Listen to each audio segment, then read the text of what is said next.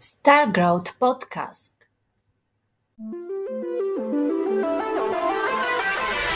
Здравейте и добре дошли в нашия Stargrowth подкаст.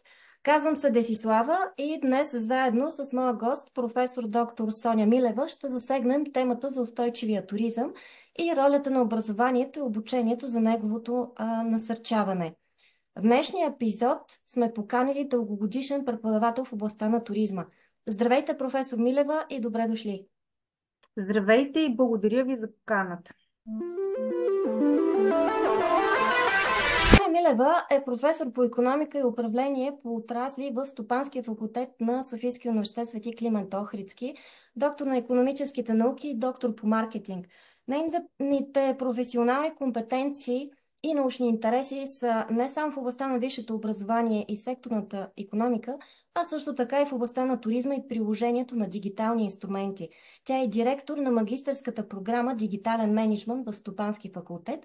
Именно за това избрахме нея за експерта, с който ще обсъдим ролята на образованието и обучението за насърчаване на устойчивия туризъм.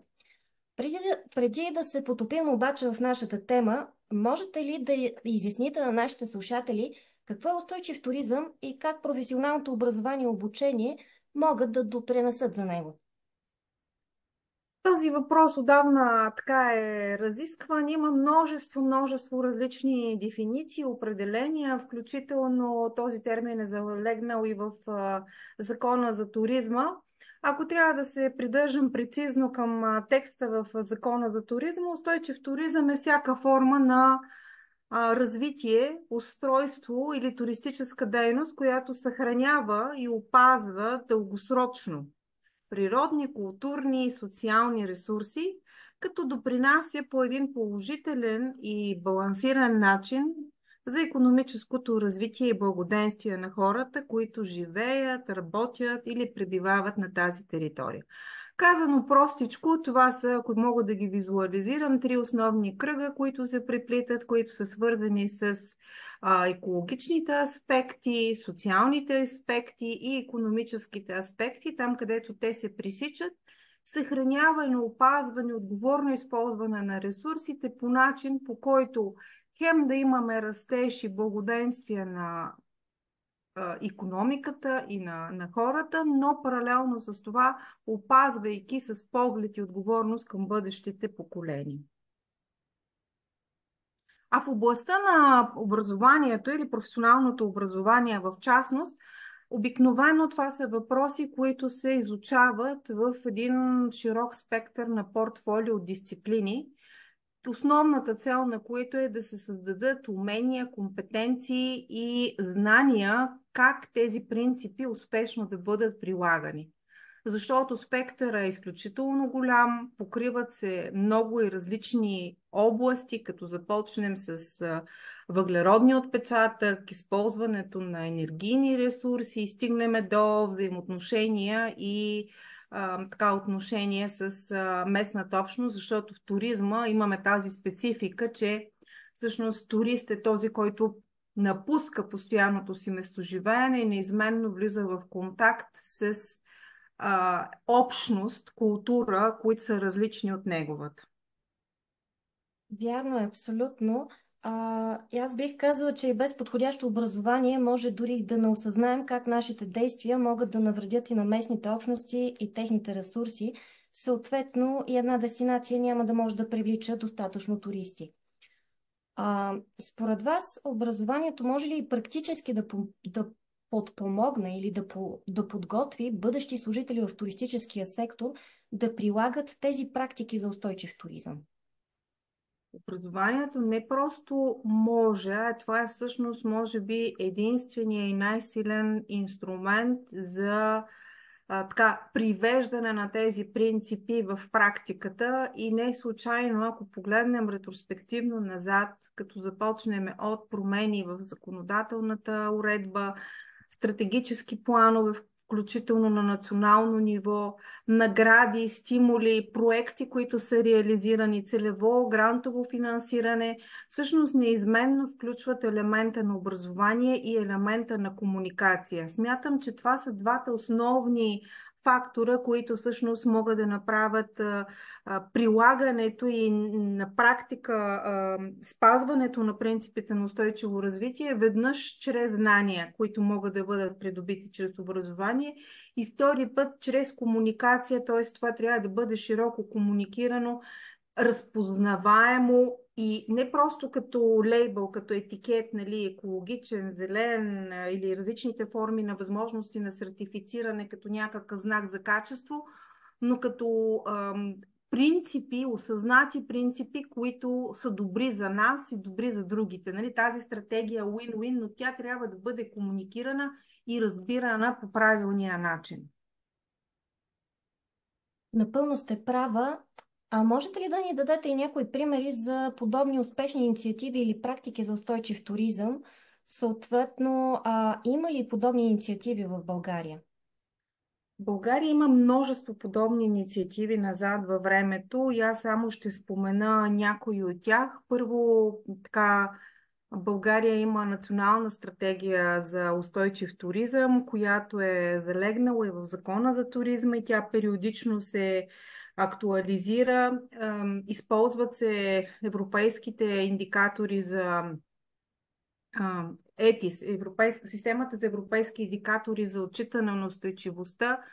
Финансирани са няколко такива замервания на ниво дестинация съвместно с екип преподаватели от Софийския университет, и за Дунавския регион, за Столична община са правени подобни проучвания. Отделно от това Министерството на туризма има ежегодни награди в областта на туризма, които има специална категория за устойчиви и зелени практики. Не на последно място имаме различни международни инициативи, които организации, неправителствени фондации, които оперират в България и които всъщност стимулират така нареченото доброволно сертифициране в областта на устойчивия туризъм. Такива примери са Автентична България, такъв пример е Green Key инициативата, такъв пример е Travel Life в областта на туроператорската и турагентска дейност. Най-вероятно ще пропусна някои доста успешна назад във времето, за съжаление не функционираща днес, инициативата Pan Parks, която е свързана с дейността на така, сертифициране в областта на мрежата на националните паркове. Имаме инициатива на така, сертифициране на местни продукти. А на ниво университет, ако мога да пречупа нещата към областта на образованието, всъщност аз бих могла да дам по-детайлни примери, изчерпателни от гледна точка на Софийския университет, защото ние сме така едни от водещите университети, които полагаме изключително много усилия за това да бъдем отговорни, устойчиви. Ние сме първи университет, който всъщност имаме приета стратегия за постигане на глобалните цели на ООН за устойчиво развитие и план за работа. В Софийския университет имаме няколко програми, бакалавърски и магистърски, които са насочени към устойчивото развитие. Само ще спомена в биологически факултет, биоменеджмент и устойчиво развитие. В факултета по химия и фармация имаме екологична химия. Стопански факултет, отговорно и устойчиво управление, магистърска програма. Една нова съвместна програма между геолого-географски факултет и стопански факултет, климатични промени и управление. И разбира се, програмата по туризъм в геолого-географски факултет. Но сумарно на ниво университет ние имаме над 230 дисциплини, които са специализирани или по един или друг начин засягат въпросите за устойчивото развитие. Като добри практики при нас мога да посоча, ние имаме ежегодна инициатива за знак за качество, в която имаме специална категория насочена към устойчивите практики и зелени инициативи. Имаме нашите инициативи, които се опитваме да приведем тези принципи и това, което студентите учат реално към практиката. Провеждат се различни хакатони в партньорство с външни организации, които обективно участват, работят с студенти, подкрепят тяхните инициативи и така награждаваме най-добрите и успешните примери. Имаме няколко различни лаборатории на ниво университет, центрове, които имат отношение към устойчивото развитие, не конкретно туризма, но само да спомена, такива са ESG Lab, Net Zero Lab, която с въглеродния отпечатък, права на жените в това са лаборатории към Стопански факултет. И разбира се, имаме една много интересна инициатива ESG Академия, отново в Стопански факултет, която всъщност така предлага специализирани курсове в областта на устойчивото развитие съвместно с Асоциацията на специалистите по устойчивост. Много са примерите, със сигурност нещо може и да пропусна, но ние се опитваме по един изключително отговорен и системен начин да работиме, да прилагаме, да бъде част от обучението всъщност тези принципи за устойчивост и за устойчиво развитие в туризма.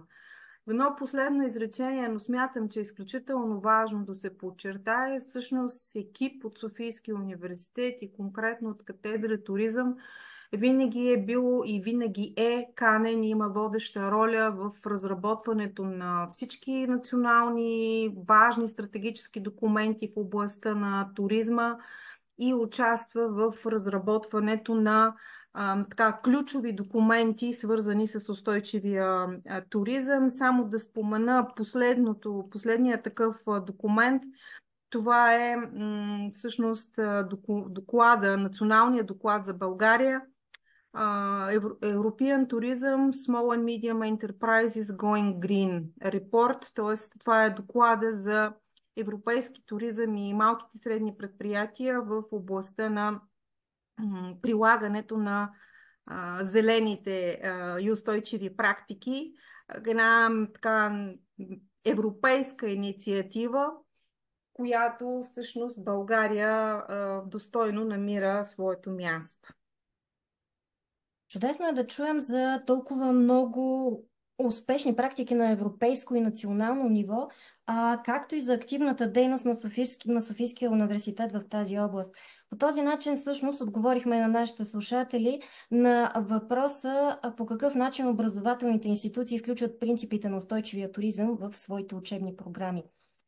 Поговорихме и изброихме и някои успешни практики и инициативи в тази сфера. Разбрахме, че образованието и обучението са не само от полза за околната среда и местните общности, но и могат да подобрят изживяването при пътуване за туристите. Можете ли да ни споменете дали образованието и обучението по устойчив туризъм могат да помогнат и за опазване на културното наследство? Да, със сигурност. В рамките на третия кръг, за който споменах, социалните аспекти, всъщност влизат всички политики и всичко, което е свързано с културното наследство. И тук само искам да спомена още една много интересна инициатива. В Софийския университет имаме и такъв център за професионално образование и обучение в областта на културното наследство, в която всъщност се стремим да акцентираме основно и да подпомогнем дейността, насочена към обучението по специалистите в културното наследство. Това е ключово, защото всъщност един от най-големите проблеми и напрежения, което се създава, когато говорим за туризъм, това е съгласуването на интересите на различни заинтересовани страни, в частност местната общност и туристите, което в крайна сметка може да бъде преодоляно действително чрез обучение в областта и познаване на спецификата на тези аспекти и въобще познания, свързани конкретно с културното наследство и как те могат да бъдат използвани по един отговорен начин, етично и така което да бъде в полза и за съответната дестинация и местната общност, без да ощетява тяхното качество на живот, така и да подпомага всъщност развитието на туризма. Остана назад във времето момента, в който говорихме за развитие на туризма, измерван просто чрез брой туристи, и така в България се полагат много усилия за това да изместиме този фокус от сезонността на туризма, именно залагайки на културния туризъм, спа, уелнес, винен и други видове туризъм, които всъщност имат възможността да бъдат целогодишни, устойчиви и да не бъдат толкова агресивни към използването на туристическите ресурси. И всъщност ограничават отрицателното въздействие върху околната среда и не на последно място качеството на живот на местната общност. Напълно сте права и докато сме на темата за проблеми и предизвикателства, можете ли да споделите с нас някои от допълнителни предизвикателства, пред които са изправени малки и средни предприятия, конкретно в областта на селския и екотуризъм, когато става въпрос за преход към устойчивост?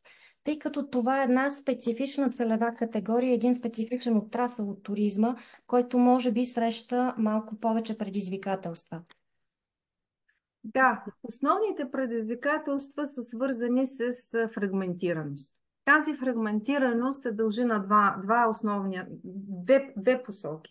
Веднъж фрагментираност, интердисциплинарност и хетерогенност на самия отрасъл туризъм. Вие тук споменахте екологичен и селски. Това само по себе си са така специфични или специализирани видове туризъм. И от друга страна фрагментираност от гледна точка на политиките, инструментите, финансовите и нефинансовите стимули, които подпомагат развитието на този вид туризъм. Всъщност, ако погледнем през призмата на малките и средни предприятия, защото такива са по-голямата част от предприятията, които оперират в областта на туризма, ние ще видим множество министерства, изпълнителни агенции, подзаконови нормативни актове, които касаят или по някакъв начин имат отношение към тяхната дейност. Друг проблем, който аз виждам и върху който трябва да се поработи, че всъщност всичко, за което говорихме, включително преди малко темата за обучение, за образование, за проектна дейност, която е насочена била към създаване на такива умения, те са насочени към личност, изграждане на личностни умения и компетенции, т.е. на конкретния човек. А в много по-малка степен почти липсват такива мерки насочени, имам предвид в обучение, в областта на малките и средни предприятия. Тоест, как една такава предприятие може да използва ефективно и да прилага в рамките на своята дейност тези принципи и да бъде подпомаган. Било то за сертифициране, било то за популяризиране, било то за маркетинг, било то за комуникация и какво ли още не. Така че проблемите, които аз виждам, е точно тази фрагментираност в дейността, т.е.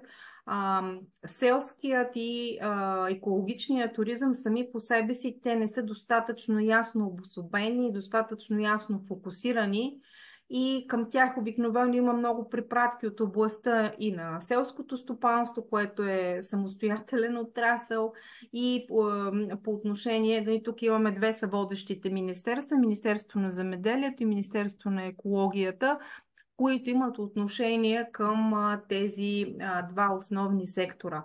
Така че, ако мога да обобща, имаме рамката, имаме идеята, имаме националното законодателство, имаме усилията в тази посока по един системен и общ начин, но много често то е свързано с проблеми, именно защото нямаме една завършеност, един 360 градусов цикъл, в която реално опериращ в този сектор, екологичен или селски, да има ясна пътека, харта, какво, как и къде може да се възползва по най-ефективния начин, така че реално да извърви този път в посока устойчиво развитие.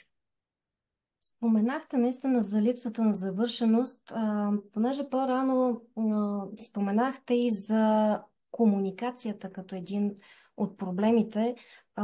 Бихме казали, че това е комуникацията също е едно от предизвикателствата, пред които сме изправени, а именно е и липсата на осведоменост и достъп до програми за образование и обучение в тази сфера и по-специално за служители или бъдещи служители на малки и средни предприятия в областта на екологичния и екотуризма.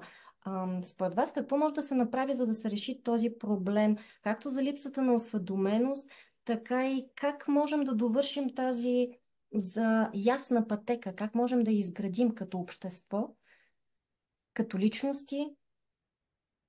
Тази пътека, в интерес на истината, веднъж тя има този личен елемент на осъзнатост и на желание за кариерно развитие и израстване, и самия факт, че ние имаме толкова много студенти, които имат интерес към тези нови програми, го доказва. Но от гледна точка на бизнеса, това, което смятам, че е важно да се направи, е една по-голяма синергия и кохезия между различните заинтересовани страни от тази доста така динамична екосистема, която включва, разбира се, държавните ведомства, структури, местната власт, бизнеса като такъв, образованието, научно-изследователските институции и тази връзка между тях, която ние използваме обикновено като трансфер на технологии, прилагане на знания, на иновативни решения в практиката и дейността на конкретните организации. Ако трябва още малко да го стесня от гледна точка на компетентността и образованието, защото все пак аз съм от висше учебно заведение, смятам, че това трябва да се разгърне по линия на веднъж по-широко застъпване и участие от страна на бизнеса в самия образователен процес, разгръщане на продължаващото обучение, курсове за надграждане и развитие на умения и, разбира се, не на последно място, COVID доказа, че това може да става и по един доста ефективен начин в онлайн среда, с онлайн обучение, сертифициране и по един доста гъвкав начин, който да подпомага хората по места. Защото това е другия проблем. Туризма, той е, така да се каже, се случва там, където е туристически обект и понякога участието в подобен тип обучения имаше назад във времето инициативи на Агенция по заетостта, към Националната агенция за професионално образование и обучение, центрове, които предлагат подобен тип курсове. Но, за съжаление, последните години така значително намалява интересът към професионалното обучение в областта на туризма и в частност устойчивите практики. А на какво се дължи това намаляване на интереса?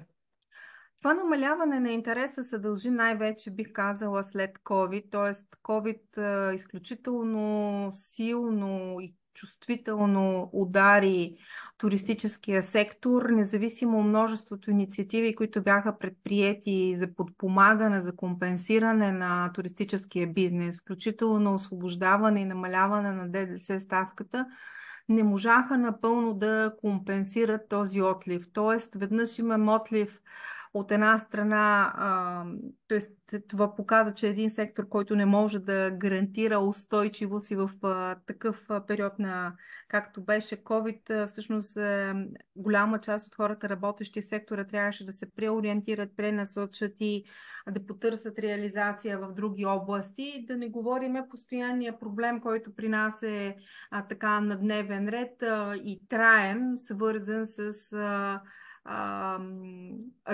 с кадри, не че ги няма, а всъщност това са кадри, които ние сме част от един отворен динамичен пазар, където хората общо взето се реализират успешно в рамките на Европейския съюз и зад граница. В този смисъл имаме това допълнително отслабване, въобще въпреки че туризма се възстановява, но пък тук се появиха други фактори, които са свързани с използване на все по-технологични решения, роботизация, оптимизиране и всъщност така максимално, доколкото разбира се е възможно, защото сектора на туризма е сектора на услугите и автоматизация пълна е абсолютно невъзможно да се говори за това. Но това са така факторите, които може би до някъде обясняват намаления интерес към обучението специално по туризъм. И разбира се, демографския фактор, който мисля, че е общо известен. Да, напълно сте права. Нека да се върнем обаче към факта, че възможности за образование и обучение в туризма има, а от нас зависи да се възползваме от тях. От нас зависи непрекъснато да се усъвършенстваме и да подобряваме професионалните си качества, за да предложим един качествен продукт, качествена туристическа услуга. Благодаря, професор Милева, че споделихте ценните си съвети с нас. Преди да приключим, според вас, какво е бъдещето на професионалното образование и обучение по устойчив туризъм? И дали смятате, че работодателите в сферата на туризма трябва да изискват в бъдеще някакво ниво на образование и обучение конкретно по устойчиви практики в туризма? Краткият ми отговор е, че всъщност бъдещето на професионалното образование е обещаващо.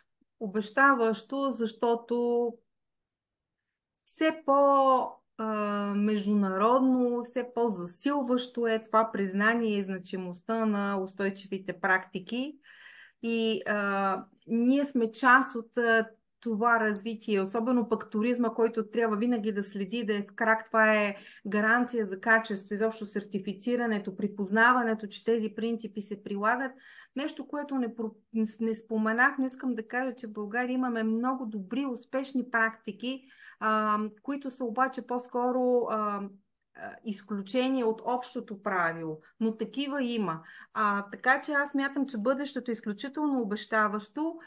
Как може да се постигне? Разбира се, по-тясно обвързване между учебното съдържание и стандартите, които трябва да се изучават и които са насочени към устойчивото развитие, интердисциплинарността, т.е. ние тук говорим за едно надграждане и излизане извън така тясното профилиране, както казахме, туризъм, енергетика, финанси, т.е. тук говорим за една интердисциплинарност, която ще покрива аспекти свързани с екологията, икономиката, социалните науки и разбира се едно така тясно обвързване и взаимодействие с работодателите и представителите на бизнеса, които в крайна сметка са заинтересовани да осигурят своята дългосрочна устойчивост и да бъдат конкурентни, защото устойчивостта това не е просто начин или модел на правене на бизнес, това е всъщност и условие за това да бъдеш припознат като конкурентен, като знак за качество, не случайно с всичките тези наименования и сертифицирания, които се опитват да откроят или да покажат колко отговорен, зелен е един бизнес. Така че бъдещето е със сигурност обещаващо и с нарастващо значение за признанието на устойчивите практики и прилагането им в бизнеса. Благодаря ви още веднъж, професор Милева, че се присъединихте към нас в днешния подкаст. Така и ще завършим бъдещето обещаващо. Условие, ще цитирам професор Милева, да бъдеш припознат като конкурентен. Затова нека всеки в бизнеса да работи в тази насока. Днес успяхме да засегнем някои основни ключови теми, които са изключително важно за устойчивото развитие на туризма. Описахме предизвикателствата, поговорихме си за успешни практики и инициативи, споменахме и как да се излезе и надгради от тясното профилиране, тъй като бъдещето зависи от нас. И с това ще приключим днешния епизод. Надявам се, че дискусията днес ви е помогнала да разберете жизнено важната роля на образованието и конкретно професионалното обучение за насърчаване на устойчивия туризъм. Благодарим ви, че се включихте и ще се видим следващия път за повече разговори за устойчиво пътуване. А коя ще е следващата тема, ще научите скоро. До тогава не се колебайте да ни пишете или да ни изпратите своите коментари по темата. Надявам се да е било полезно за вас и до нови срещи. Благодаря на професор Милева за нейното участие. С вас беше Десислава от Национален туристически клъстер Българският пътеводител, партньор по проект с акроним Star Growth, финансиран по програма Единен пазар. За допълнителна информация посетете нашия уебсайт на www.stargrowth.eu и не забравяйте да ни последвате в социалните мрежи.